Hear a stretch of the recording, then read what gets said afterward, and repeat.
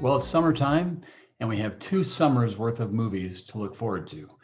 With last summer, 2020, all those movies being postponed, this year we'll have the 2020 set and the 2021 set. Seems like it might be a fun summer for moviegoers.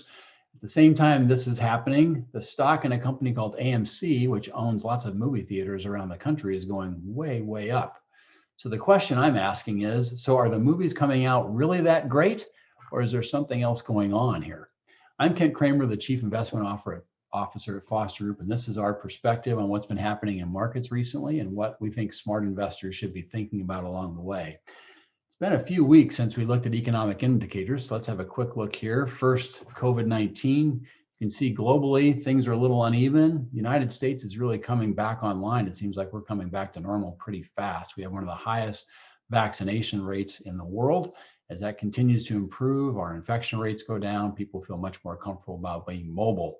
Reported cases in the US have declined to less than 45 cases per day per million recently. As recently as January, there were 750 cases per day per million. So you can see how far and how fast we've come in terms of improvement in that vein. Second, looking at jobs and employment, the numbers that came out for May would say they're continuing to improve, though the rate of improvement is slowing a little bit. That rate of improvement also is uneven amongst different demographic groups, as you can see in both of these charts here. What's interesting is unemployment among teenagers has shrunk to less than 9.6%, which is the lowest rate on record. So it's a decent summer coming up, I think, for jobs for teenagers based on those kinds of numbers. Stock markets had a choppy but a pretty good May. You can see here numbers for the month. There was a lot of concerns in the middle of the month about inflation, Fed policy, US government spending, but by and large, by the end of the month, all markets pretty much were positive. Foreign markets did better than the US. The purple and the brown there represent developed markets outside the US and emerging markets. There's an old adage that says sell in May and go away. This May, it probably was better to stay invested than selling. Been a lot of talk this year and last year too about how much a stock or an investment is really worth. For those of you who watch Antique Roadshow, the PBS show, you know that this is the show where people bring a piece of art or some kind of collectible, and an appraiser who has seemingly magical abilities to know the value of something will surprise the guest, sometimes very positively, by saying that the thing they brought is worth hundreds of thousands of dollars. Sometimes really negatively. Someone thinks they have something of value and the appraiser will kind of disappoint them saying maybe it's worth $10, more like a garage sale item. Investors have talked about valuing investments and how to do that forever, it seems like. So for valuing investments, there are a lot of theories out there. We're going to talk about 2 of them. These come from a very famous book by Burton Malkiel called A Random Walk Down Wall Street. And in that book, Malkiel talks about 2 kind of classifications of valuation theory. One being the firm foundation theory, the other being the castle in the air theory. The firm foundation theory appeals to those who like tangible things. So we look at profit and loss statements. We want to see how much cash is this investment going to pay me? We look at balance sheets and see, is there cash on the balance sheet? Is there real estate? Are there other tangible assets? The other idea, castle in the air theory, was developed by John Maynard Keynes, a very famous economist. And what Keynes thought with castles in the air, he said, I'm going to try to find something to buy today that people who are in a really positive mood tomorrow or next month are going to be willing to pay me more than what I bought it for. More of a behavioral explanation of the performance of investment assets, as opposed to this firm foundation in terms of what's going on with the numbers. So let's talk about these 2 theories. First, kind of the firm foundation theory. And here's one example of a firm foundation. That's a dividend discount model. In this theory, the idea is a company, a stock that you buy, it pays you a dividend every quarter. And if we know kind of what the investor wants for a long-term rate of return and the rate of growth of those dividends, we can back into a reasonable stock price. Here I'm using Walmart as an example. It pays a $2.20 dividend per year. If we think an investor wants a 3.5% rate of return on their investments, and the stock and the dividend for Walmart has been growing at 2%, well, that works out, based on this model, to a stock price of about $146. Walmart was actually trading at $141 on June 1st. But if that 3.5% required rate of return is actually closer to 5%, then Walmart should be trading at $75 not $141. One of the weaknesses of this kind of a model is you're making an assumption about an investor's required rate of return. So what about other companies if we apply this same model to it? Here's a company A. In this case, they're not paying any dividend at all. Well, the dividend discount model would say, well, that company is really not worth anything if this is our only valuation metric that we use. But what if the company A was Amazon? Amazon does not pay a dividend today, yet traders or investors were paying $3,200 a share for Amazon on June 4th. There must be something else going on here that gives Amazon value, and there certainly is. Amazon has a lot of earnings. They are a very profitable company. As a stockholder in Amazon, you own a share of Amazon's profits. A couple measures of those earnings, or your share in those profits, is the earnings per share or the price earnings ratio.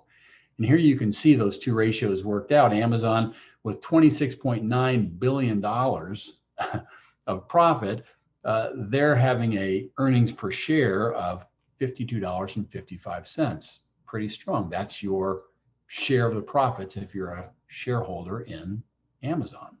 Then you can look at the price earnings ratio, the price, $3,200 divided by the earnings of $52.55. That's a PE ratio of 61. The stock market today on average, at least in the S&P 500, has a PE somewhere in the 30s. So you could say, well, Amazon's trading at twice as expensive as the rest of the market. One of the reasons Amazon might be trading twice as expensive as the rest of the market is the rest of the market includes some companies that are not doing very well at all, and other companies like Amazon that are doing great. People are saying, I think Amazon's future prospects are good enough that I'm willing to pay a little bit more to own a company that's doing so well and has such strong prospects. So those are both income statement measures, in terms of cash flow measures, in terms of a valuing of a company. What about other measures? We can look at things like a balance sheet measure. And for this one, I'm going to use AMC as my example of the balance sheet measure. Again, I said AMC's stock price, the blue line there, you can see it has gone up dramatically recently. A lot of retail investors are trading or buying and wanting to hold AMC. But why is this such a great stock right now? I mean, really, are the crop of movies coming out this summer that good, or is there something else going on? AMC has no dividend currently. They are losing money every quarter. So there's no intrinsic value for AMC based on cash flows. And yet, if you look at their balance sheet, they do have $813 million in cash on hand, and they have $6.5 billion of property, plant, and equipment. So they have some physical assets, something that's tangible. At the same time, they have $12.7 billion in liabilities or debt. So they actually have a negative book value per share. So both their intrinsic value based on cash flows and their value based on their book value or their balance sheet value are both negative.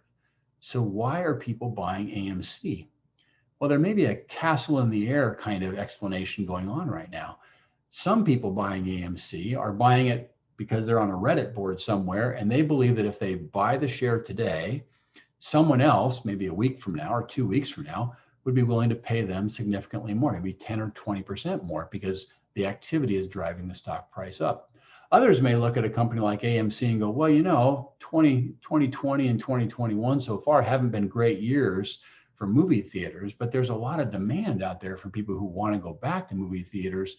So as the US economy and the world economy opens back up, maybe AMC will become profitable again. And as those numbers increase, then the firm foundation underneath that share price might grow into it.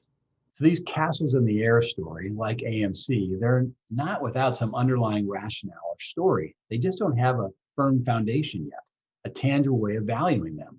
The story or the narrative is what actually sells.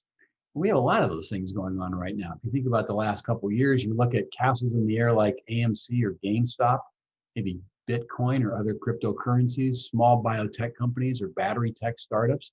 There's lots of interesting story there. While there may not be any firm foundation yet, there's in some cases a pretty strong castle in the air story. So the question is, which of these castles in the air will turn out to have firm foundations at some point in the future, and which of them are going to just basically fade away?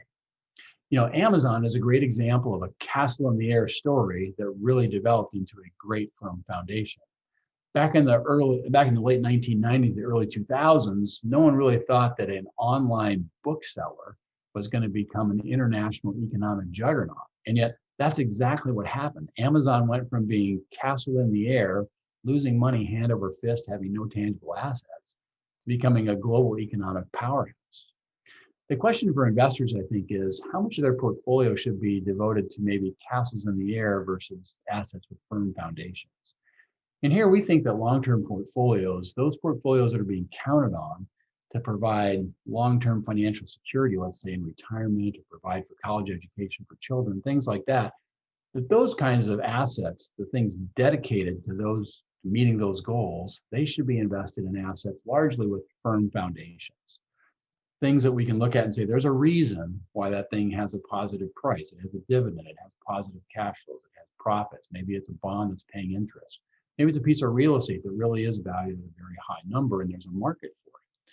All those things, those firm foundation assets, seem to be better choices for achieving long-term goals. They couldn't be 100% certain, but there's at least more foundation underneath why we might rely on those things a little bit more than, let's say, a castle in the air asset, which is more of a speculative bet, if you will. Now, there are going to be some of those castles in the air, like we saw with Amazon, that are going to become wildly successful. And some investors would like to participate or identify in some of those kinds of castle in the air investments. Maybe you've got a company that you've seen, or maybe they make batteries for cars. That market seems to be very hot right now, and it's likely if the electric vehicle market continues to take off, that some of those companies will become very successful. Which ones? Really hard to tell right now. So the idea here is to not risk or put at risk more of your portfolio than you could afford to really lose. The idea is if those speculative castles in the air prove to be worth nothing, they don't ever develop into firm foundations, they don't end up torpedoing the rest of your financial plan and keeping you from reaching those most important financial goals. If, however, those speculative investments, a couple of them really hit big for you, then great. You're going to be able to do maybe more and maybe sooner than you thought. A couple ideas as we close today, thinking about this firm foundation or castles in the air, kind of the speculative investments. One is just to remember that estimating worth is hard. Price is easy. I can look at the market today and know what the price of something is. The value of that thing for the long term is much harder to estimate, what it will be worth 1 year, 5 years, even 10 years from now. The second one is to remember that speculation is full of risk, and it's worth asking ourselves the question regularly whether we really want to do this and whether the dollars that we're willing to put into it, could we afford to lose them? If the answer is we can't afford to lose them, then we should stay away from those castles in the air and speculative investments and concentrate on assets with more of a firm foundation. As always, it's been great putting these things together. We would welcome questions or input from you who are watching. If there are particular questions that you'd like for us to address, we'd love to have a chance to do that. Also, if maybe you'd like to meet with a financial advisor and have them take a look at your financial portfolio of investment assets to see which ones have firm foundations and which ones maybe look a little more like castles in the air, our advisors are ready to meet with you at your convenience. So just contact us one of the ways shown on this slide. We're happy to get in touch with you and arrange a meeting at a mutually convenient time. Thanks so much for watching. We'll see you in a couple of weeks.